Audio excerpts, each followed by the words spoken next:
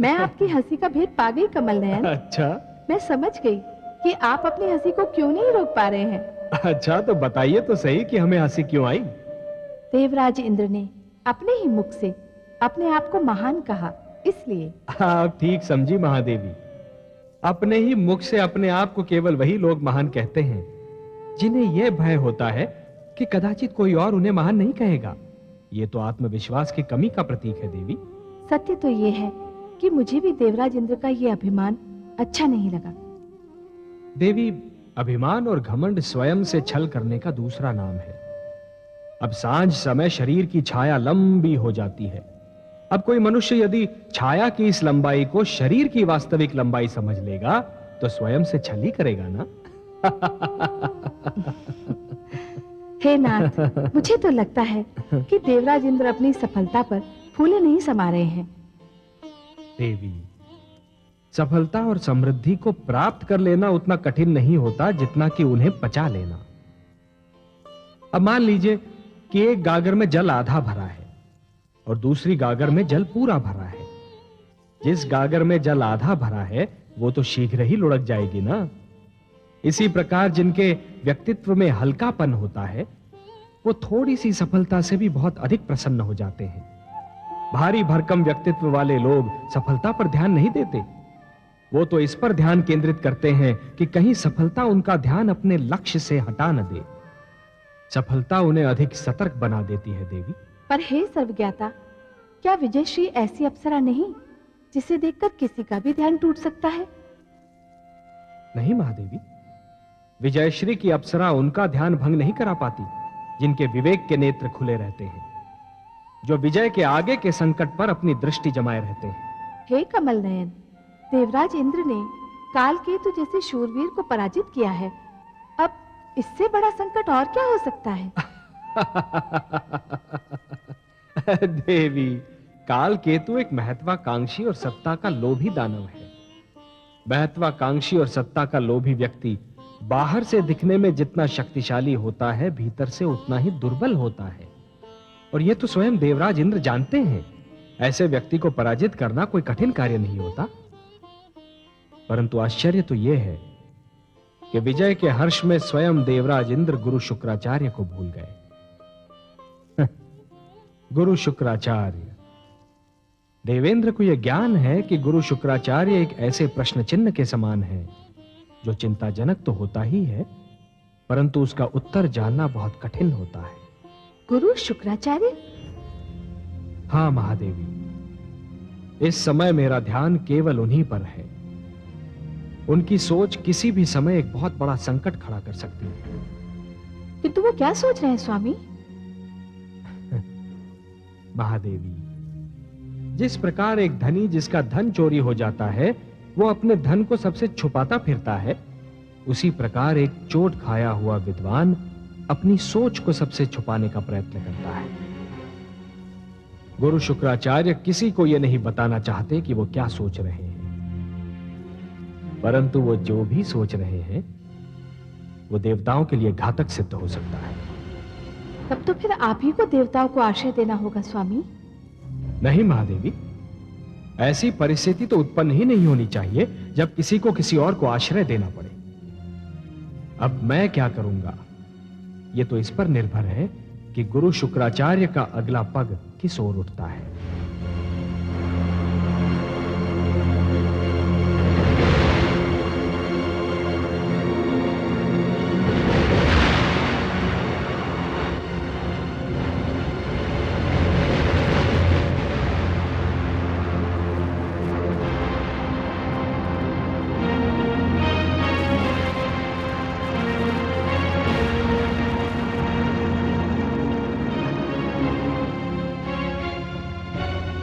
ये सब मेरे कारण हुआ है। मैं ही हूं इस महाविनाश का कारण। मुझे जीवित रहने का कोई अधिकार नहीं, कोई अधिकार नहीं।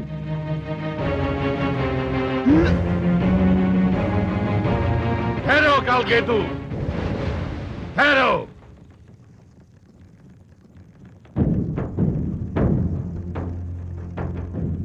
प्रणाम गुरुवर। ये तुम दूसरी मूर्खता करोगे।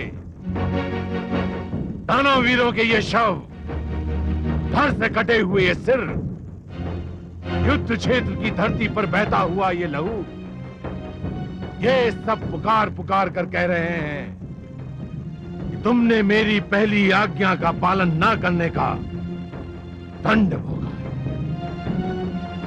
मैंने जब तुम दानवों का गुरु बनना स्वीकार किया था तो तुमसे ये भी वचन लिया था कि तुम देवताओं से उस समय तक युद्ध नहीं करोगे जब तक मैं अनुमति नहीं दूंगा।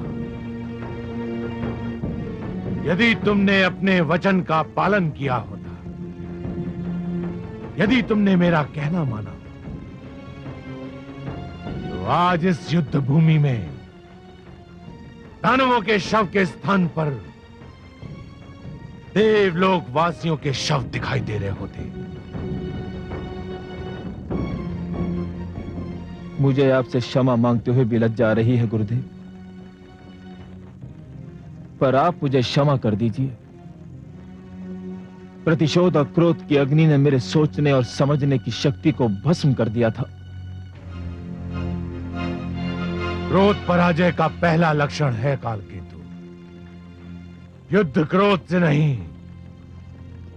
धैर्य से और योजना बनाकर लड़ा जाता है। कालकेतु, तुम विजय केवल इसलिए नहीं प्राप्त कर सके क्योंकि लोभ और लालसा ने तुम पर पहले ही विजय प्राप्त कर ली थी। राज सिंहासन के लोभ में तुमने दानव एकता भंग कर दी। तुम दानवों में सबसे बड़ा दोष यही है कि तुम संगठित नहीं रह सकते। यदि आपका आदेश हो गुरुदेव, तो मैं दानव लोक के अधिपति का पद त्याग भी सकता हूं।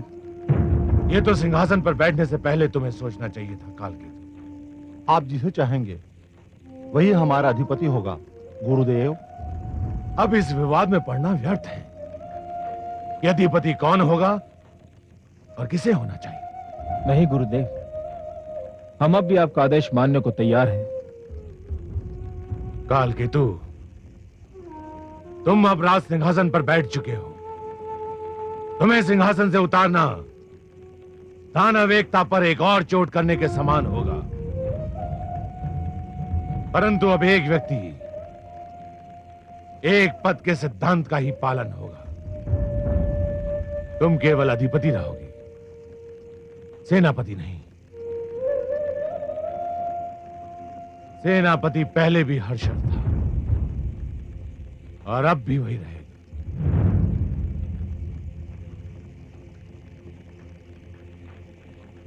जो आज्ञा गुरुदेव। परंतु गुरुदेव, हम परास्त हुए हैं, अपमानित हुए हैं। आपके निर्देशन के बिना हमारा खोया हुआ मान और टूटा हुआ साहस वापस नहीं लौट सकता। आप हमारा मार्गदर्शन कीजिए गुरुदेव। हम एक बार फिर सिर उठाकर जीना चाहते हैं। हम देवताओं को परास्त करना चाहते हैं गुरुदेव। यह तभी संभव है जब मुझे संजीवनी मंत्र प्राप्त हो जाए।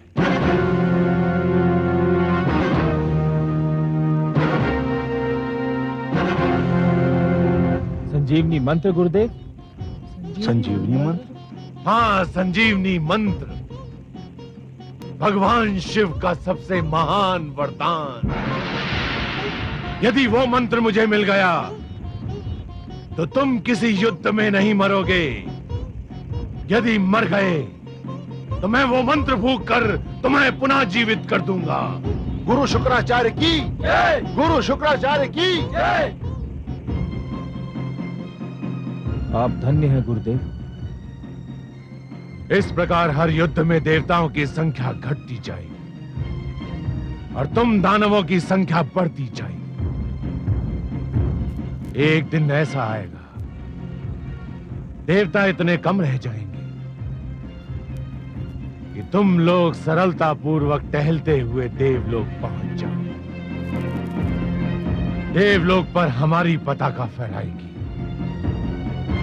बचे कुचे देवता ही नहीं, स्वयं भगवान विष्णु भी देखते रह जाएंगे।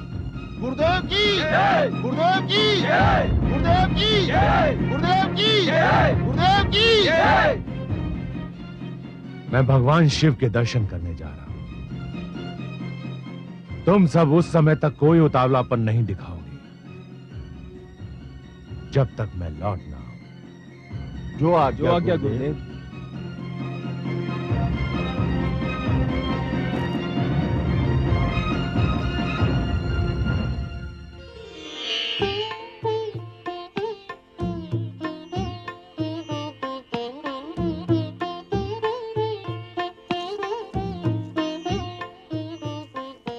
देवी इंद्राणी, देवासुर संग्राम तो पहले भी कई बार हो चुके हैं, परंतु इस बार हमने दानव सेना को वो मार दी है कि वो अभी तक अपनी चोट सहला रही होगी। समस्त युद्ध क्षेत्र को हमने दानवों के शवों से पाट दिया। मेरी यही मनोकामना है कि दानव इस पराजय से ऐसा पाट ले कि फिर कभी युद्ध ना हो। ऐसा ही होगा देवी, ऐसा ही होगा।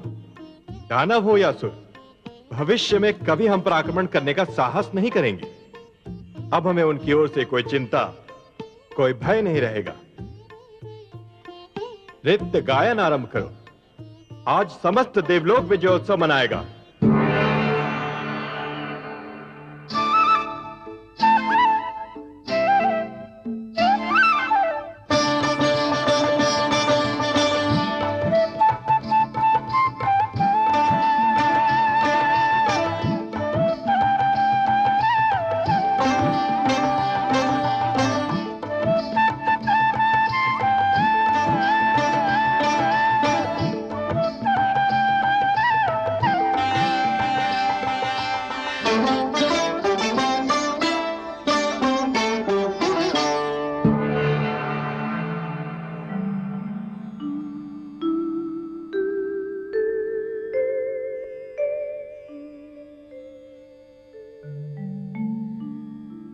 हे नाथ, मैं आपकी सुंदर मुस्कान के हर रंग से परिचित हूं। इस समय भी जो मुस्कान आपके अधरों की शोभा बनी हुई है, उसके रंग को भी मैं पहचानती हूं। हे देवी, आप हमारी मुस्कान के रंग ही नहीं, हमारे हृदय की सारी धड़कनों को भी जानती हैं, और इसीलिए जान रही हैं कि मैं इंद्रलोक में होने वाले विजयोत्सव को देखकर अपनी मुस्कान को रोक नहीं पा रहा हूं। हाँ कमल नयन, और आपकी मुस्कान से जो चिंता झांक रही है, उसी से मुझे लग रहा है कि अवश्य कोई विशेष घटना घटने वाली है। आपका अनुमान बिल्कुल ठीक है महादेवी। इंद्रलोक में जो निश्चिंतता का वातावरण छाया हुआ है, वो अवश्य ही कोई रंग लाएगा। इंद्रदेव निश्चिंत होकर अपनी विजय का उत्सव तो मना रहे हैं, परंतु साथ ही जीवन का एक मूल सत्य भूल रहे हैं। किस मूल सत्य की ओर आपका संकेत है सर्वेश्वर? वो सत्य ये है महादेवी कि सूर्योदय के समय जो अंधकार इस धरती से भाग खड़ा होता है और घने वनों और गुफाओं में जाकर छुपता है, वही अंधकार सूर्यास्त का समय निकट आते ही फिर से अपना सिर उठाने लगता है और सूर्यास्त होने के साथ ही इस धरती पर फिर से अपना अधिकार जमा लेता है। यही शत्रु का भी चरित्र होता है। वो अपने शक्तिशाली विरोधी से युद्ध में हारकर रण क्षेत्र से भाग तो अवश्य जाता है, परंतु अपने विरोधी को निश्चिंत पाते ही फिर से अपनी पराजय का प्रतिशोध लेने के लिए आक्रमण कर देता है। विजय कभी स्थायी नहीं होती महादेवी। शत्रु और अग्नि को कभी छोटा और दुर्बल नहीं समझना चाहिए। दोनों किसी भी समय विकराल रूप धारण कर सकते हैं, इसलिए दोनों से सावधान रहना चाहिए। हे विश्वव्यापी, तो क्या दानव देवलोक पर फिर से आक्रमण करने वाले हैं? हाँ, कर भी सकते हैं। पर अभी तो देवराज इंद्र ने उनकी सारी शक्ति को चूर चूर कर दिया है। दानव शक्ति का केंद्र है दैत्य गुरु शुक्राचार्य का मस्तिष्क, जो इस समय भयंकर रूप से सक्रिय है, पूर्णतया जागा हुआ है। उसे एक पल भी चैन नहीं। दैत्य गुरु जो करने जा रहे हैं, उससे यह तो स्पष्ट है कि उनके मस्तिष्क में कोई भयानक योजना पनप रही है। क्या करने जा रहे हैं दैत्य गुरु शुक्राचार्य? वो भगवान शिव के पास जा रहे हैं संजीवनी मंत्र मांगने। और यदि उनकी योजना के अनुसार भगवान शिव से उन्हें संजीवनी मंत्र मिल गया तो देवताओं के लिए दानवों को जीत पाना असंभव हो जाएगा। ये तो सचमुच बहुत गंभीर समस्या है। हे देवेश्वर, सब जानते हैं कि भगवान शिव बहुत भोले हैं। कोई भी उनसे कुछ भी मांगे तो वो दे देते हैं। कोई भी उनके सामने झोली फैला दे तो वो उसे तुरंत भर देते हैं। दैत्य गुरु शुक्राचार्य बहुत चतुर हैं। कहीं भोलेनाथ उन्हें ये मंत्र दे न दे। भोले अवश्य हैं हमारे शिव शंकर, परंतु उन्हें यह भली भांति ज्ञात है कि संजीवनी मंत्र उस शक्तिशाली शस्त्र के समान है जिसका सदुपयोग भी संभव है और दुरुपयोग भी, जिससे रक्षा भी की जा सकती है और विनाश भी। जिस प्रकार एक दीपक प्रकाश भी फैला सकता है और घर को आग भी लगा सकता है, उसी प्रकार संजीवनी मंत्र सत्यवादी को भी जीवन दे सकता है और असत्यवादी को भी। भगवान शिव तो यह भी भली भांति जानते हैं देवी कि मांगने वाले से देने वाले का उत्तरदायित्व कहीं अधिक बड़ा होता है। मांगने वाला तो कुछ भी मांग सकता है, परंतु देने वाले को यह सोच लेना चाहिए कि वो जो दे रहा है और जिसे दे रहा है वो उसके योग्य है भी या नहीं। यदि दैत्य गुरु शुक्राचार्य के लोक कल्याण का अर्थ केवल दानव कल्याण है, तब तो यह एक बहुत बड़े अनर्थ का सूचक है देवी। स्वामी, भगवान शिव ये निर्णय कैसे करेंगे कि दैत्य गुरु शुक्राचार्य संजीवनी मंत्र के योग्य हैं या नहीं? ये तो भगवान शिव का अधिकार है, उनका क्षेत्र है, इसे उन्हीं पर छोड़ दीजिए देवी। हाँ, हमारे भगवान शिव शंकर भोले अवश्य हैं, पर उतने ही बड़े पारखी भी। यदि वो चाहें तो किसी को भी परख लेना उनके लिए एकदम सरल कार्य है। फिर भी क्या ये उचित नहीं होगा कि देवराज इंद्र को दैत्य गुरु की योजना से अवगत करा दिया जाए? कहीं ऐसा ना हो जाए कि देवराज इंद्र विजय उत्सव मनाते रहें और दैत्य गुरु अपने उद्देश्य में सफल हो जाएं। यही तो हमारी भी चिंता है देवी। देवराज इंद्र की निश्चिंतता हमें चिंतित कर रही है। विजय ने उन्हें नीति के मार्ग से हटा दिया है। उनका तो यह कार्य था कि अपने गुप्तचर भेजकर अपने शत्रु की गतिविधियों से सतर्क रहते। आपने उचित परामर्श दिया है देवी, हम देवेंद्र को सूचित करेंगे। जय विजय। आज्ञा सर्वेश्वर। तुम दोनों इंद्रलोक जाओ और देवेंद्र को सूचना दो कि दैत्य गुरु शुक्राचार्य भगवान शिव शंकर से संजीवनी मंत्र मांगने जा रहे हैं, और यदि यह मंत्र उन्हें मिला तो देवलोक पर संकट आ सकता है। उनसे कहो कि इस समस्या का तुरंत समाधान ढूंढें। जो आज्ञा देवेश्वर।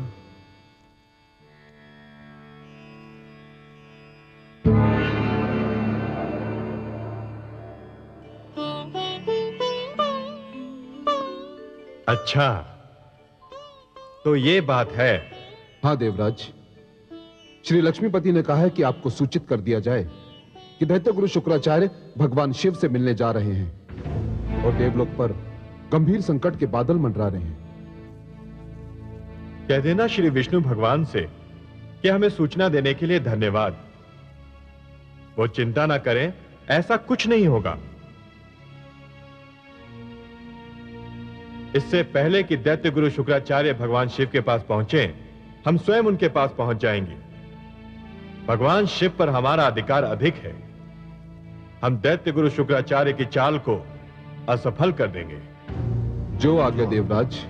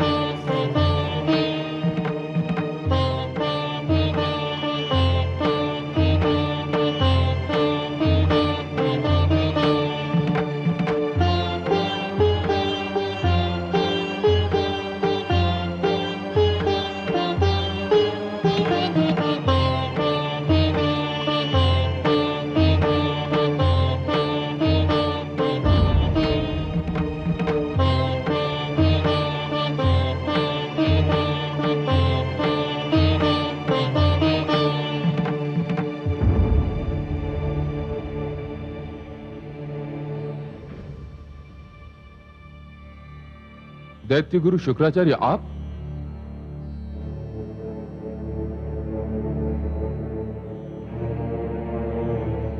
हे महादेव, मैं एक याचना लेकर आपके चरणों में उपस्थित हूं। हे शिव शंकर, मैं भी आपके निकट खड़ा हूं। देवराज आप? मैं तो दैत्य गुरु शुक्राचार्य से पहले ही यहां आ गया था। क्षमा करें देवराज, आप मेरे निकट नहीं, मेरे पीछे खड़े थे। मेरे 3 नेत्र अवश्य हैं, किंतु तीनों नेत्र मेरे मुख पर हैं। एक भी नेत्र मेरे सिर के पीछे नहीं है। इसी कारण मेरी दृष्टि आप पर नहीं पड़ी। नहीं तो मैं सबसे पहले आपका अभिनंदन करता, अतिथि की भांति आपका स्वागत करता। मैं अतिथि बनकर नहीं, याचक बनकर यहां आया हूं। याचक तो विनम्रता की मूर्ति होता है देवराज, परंतु मैं विवश हूं।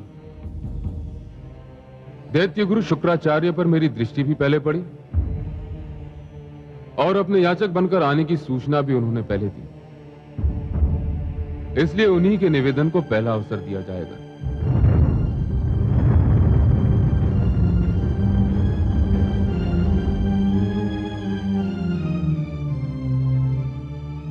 अपनी इच्छा व्यक्त कीजिए दैत्य गुरु शुक्राचार्य।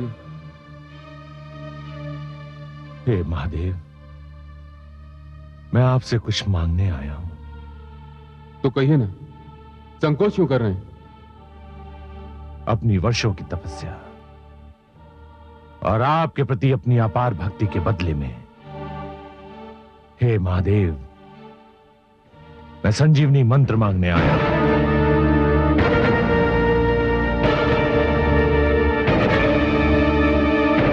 हे शिव शंकर, यही मंत्र तो मैं भी मांगने आया हूं आपसे।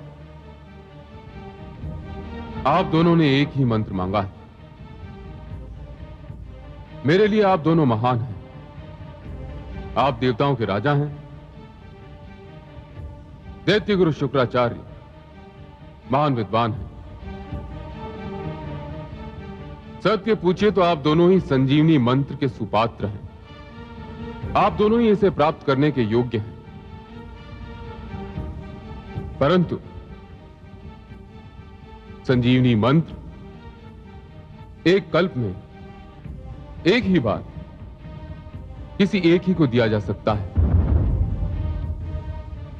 यह महाशक्तिशाली मंत्र है, इसलिए मुझे आप दोनों में से किसी एक ही को चुनना पड़ेगा। तब तो फिर भोले शंकर, निर्णय हो गया। मैं देवराज इंद्र हूं, मंत्र मुझे ही मिलेगा। नहीं देवराज, देव हो या दानव, निर्णय परीक्षा के आधार पर ही होगा। परीक्षा?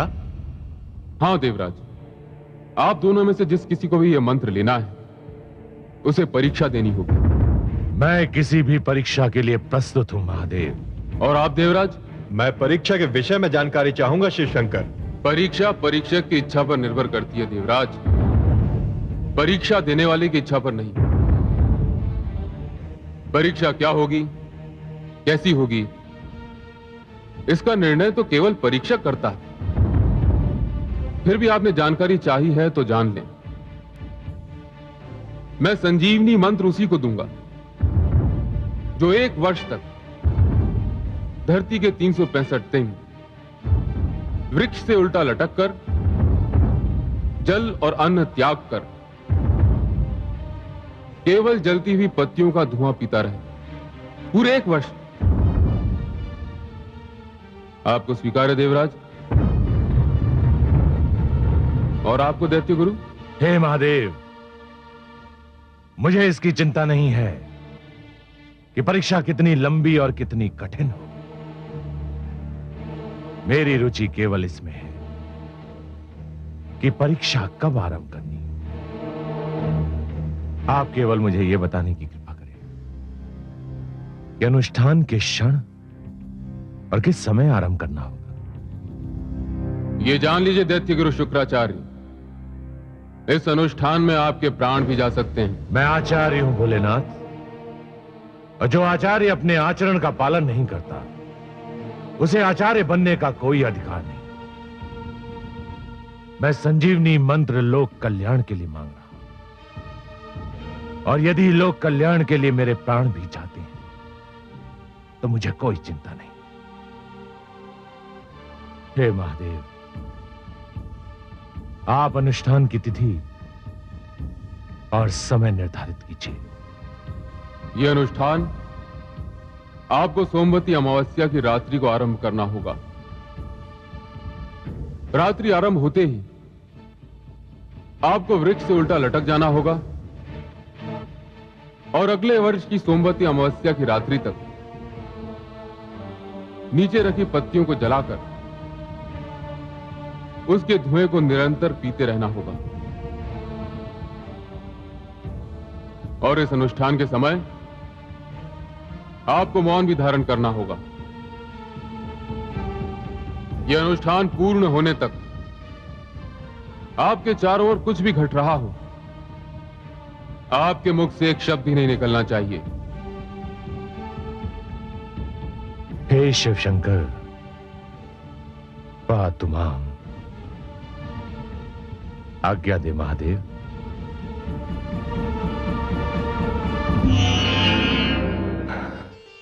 सुंदर, अतीव सुंदर। क्या निष्ठा है दैत्य गुरु शुक्राचार्य की, क्या साहस है, कितना दृढ़ निश्चय है। देखकर तो मेरे भी मुख से धन्य है का उद्गार निकल गया।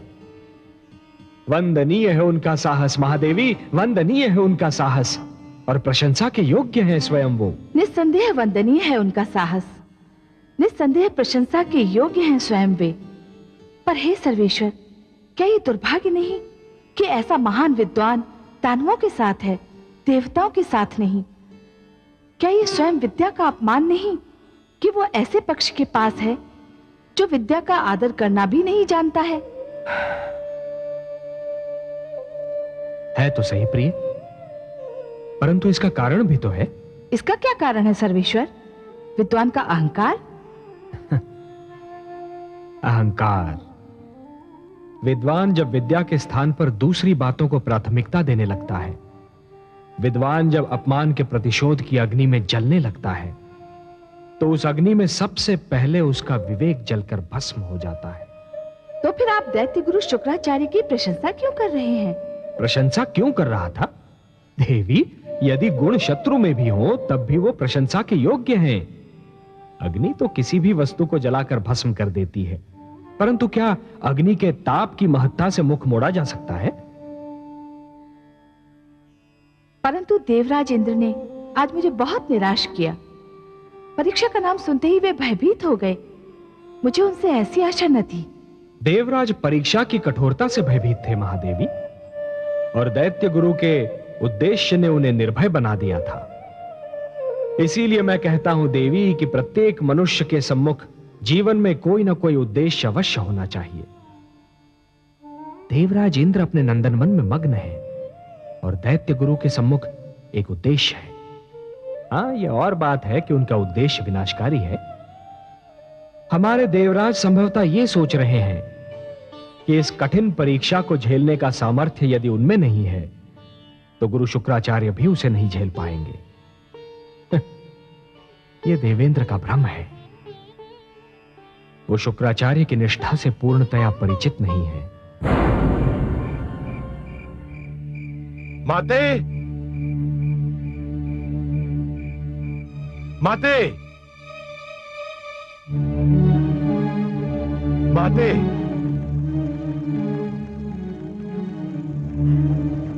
पुत्र,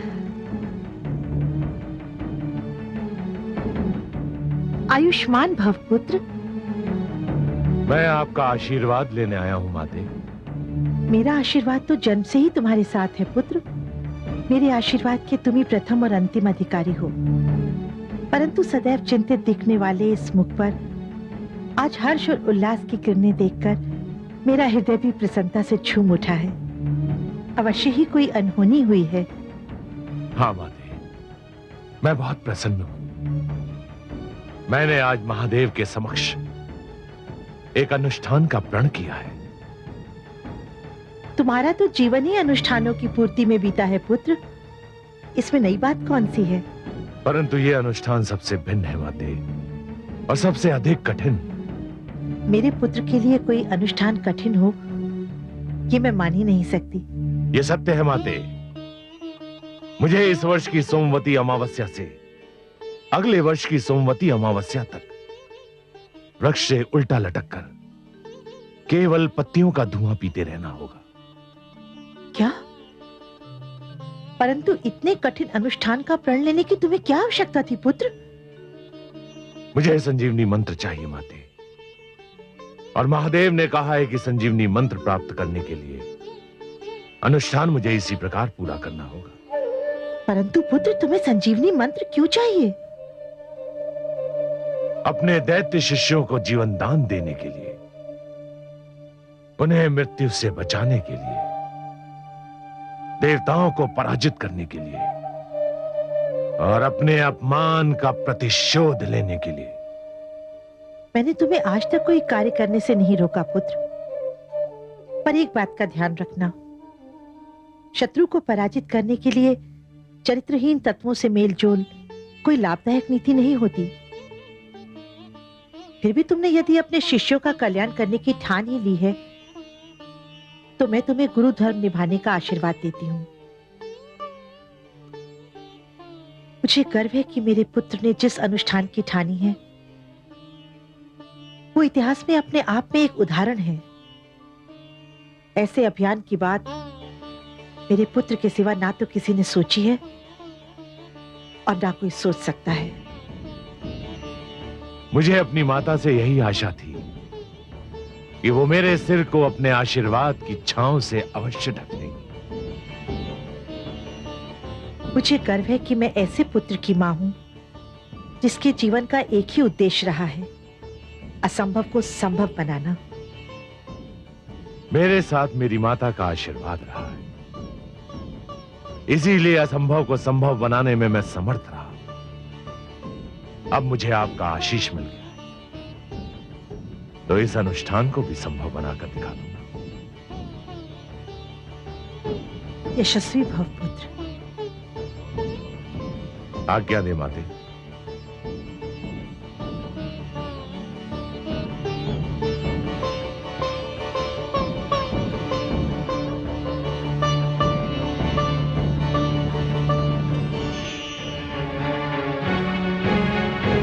दानव वीरों, हमारे परम पूज्य गुरु शुक्राचार्य ने केवल हमारे लिए एक अत्यंत कठिन अनुष्ठान का निर्णय कर लिया है।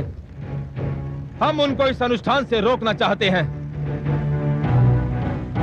हम इतने स्वार्थी नहीं हैं कि शक्ति और बल प्राप्त करने के लिए अपने महान विद्वान की बलि चढ़ा दें। इस अनुष्ठान में उनके प्राण जाने का भय है। हम उन्हें इस अनुष्ठान को करने से रोकेंगे। यदि हम सबने मिलकर उनके सामने इच्छा प्रकट की और उनसे इस अनुष्ठान को स्थगित करने की विनती की, तो वो अवश्य ही हमारी इस बात को मान जाएंगे।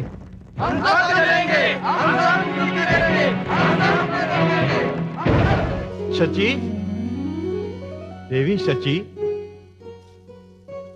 शची, कहाँ हैं आप?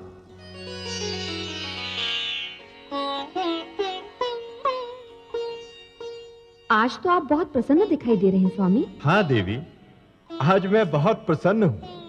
शत्रु जब अपने कंधों पर ऐसा बोझ उठा ले जो उसकी कमर तोड़ सकता हो, तो प्रसन्न होना स्वाभाविक है। आपका संकेत गुरु शुक्राचार्य की ओर है? हाँ, मेरा संकेत उन्हीं की ओर है। गुरु शुक्राचार्य ने हमसे शत्रुता की धुन में एक ऐसी तपस्या स्वीकार कर ली है जो एक वर्ष तो क्या, एक सप्ताह में ही उनके प्राण लेकर छोड़ेगी।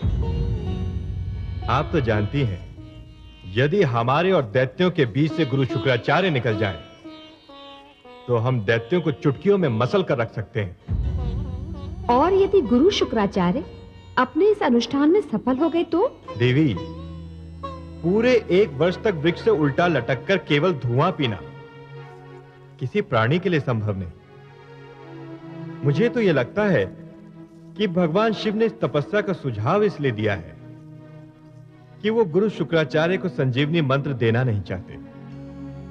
गुरु शुक्राचार्य इस तपस्या की भेंट चढ़ जाएंगे और संजीवनी मंत्र भगवान शिव के पास ही रहेगा। गंधर्वराज चित्ररथ, मलय केतु, आज्ञा देवराज। तुम दोनों शीघ्र वहां पहुंचो जहां दैत्य गुरु शुक्राचार्य ने अपना अनुष्ठान आरंभ करने का निर्णय किया है, और जैसे ही उनकी तपस्या भंग हो या उनके प्राण जाए, वैसे ही आकर हमें सूचित करो। जो आज्ञा देवराज।